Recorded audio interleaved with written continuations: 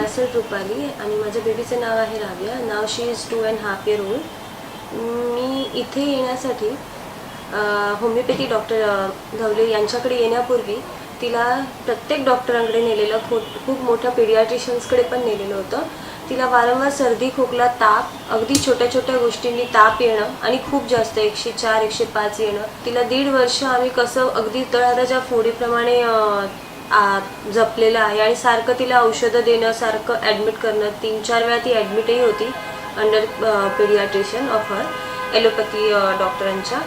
त्यामुळे ती खोकला येणं, सर्दी खोकला येणं अगदी रोजचं झालेलं. खोकल्याने तिला दम, म्हणजे तिला अगदी त्रस्त झालेली ती. मी काय करू काय नको असं झालेलं.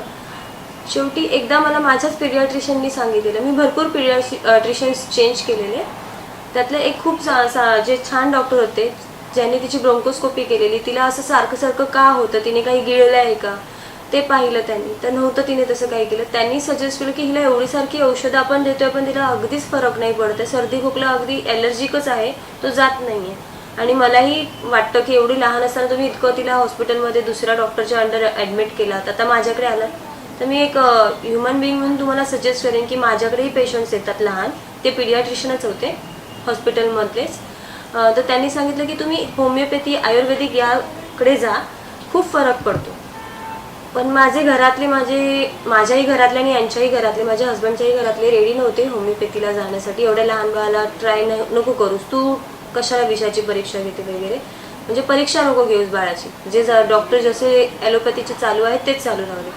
पण मीच कुठेतरी आई म्हणून डिसिजन घेतला की नाही, हिला जी औषधं देते, सारखं हॉस्पिटलमध्ये ॲडमिट करते, ते खूप चुकीचं चालू आहे तिच्या आयुष्याबरोबर. तिचं खेळते मी. तर माझं बाळ किती औषधं खाईल, जेवणापेक्षा ती औषधच पिते. तर मला डॉक्टर धवले यांचा रेफरन्स मिळाला ऑन गुगल. सो मी इथेही आली आणि मला आता बिलीव्ह झालं आफ्टर 6 months, म्हणजे मी 8 महिने झाले. आफ्टर 6 months मी गेन केला जो विश्वास, तो हाच की लहान मुलांनाही होमिओपॅथी सूट होतं. मी माझ्या आयुष्यात कधी मला स्वतःला होमिओपॅथी दिलं नव्हतं, पण जे बाळाला औषधं द्यावी लागायची ती खूप 50%च्या पेक्षा खूप जास्तच, म्हणजे 70-80% औषधं ती कमीच द्यावी लागली आता मला ॲलोपॅथी. आणि तापही खूप कंट्रोलमध्ये आला. अगदी रडली, उन्हामध्ये गेली खेळायला, दुसऱ्याला कोणाला सर्दी खोकला असला तिला व्हायचा. म्हणजे अगदी लहान मुलांमध्ये ती मिसळूच शकत नव्हती. पण तिला लहान मुलांची, माणसांची खूप आवड आहे. आता खूप जास्त लहान मुलांमध्ये खेळू शकते. तिला मी तेवढा वेळ तिला एन्जॉय करायला देते. मला खूप त्याने रिलीफ मिळाला या होमिओपॅथीच्या औषधाने. तर मी आता सजेस्ट करू शकते की आफ्टर 6 months, म्हणजे मी त्यांना स्वतः डॉक्टरांना मी सांगितलेलं की 6 months मीच तुम्हाला स्वतः ट्रस्ट नाही करू शकत, सॉरी टू से सर. पण आता मी त्यांना सांगते की सर नाही, मी 50 to 80% तुमच्यावर बिलीव्ह करू शकते आता लहान बाळासाठी. कारण आपण लहान बाळावर चान्स नाही घेऊ शकत. एक वेळ मोठा 15-20 वर्षाच्या पुढे आपण घेऊ शकतो, पण 2-3 वर्षाच्या मुलांवर काय आपण टेस्ट करणार की तिला ॲलोपॅथी करूया की होमिओपॅथी करूया.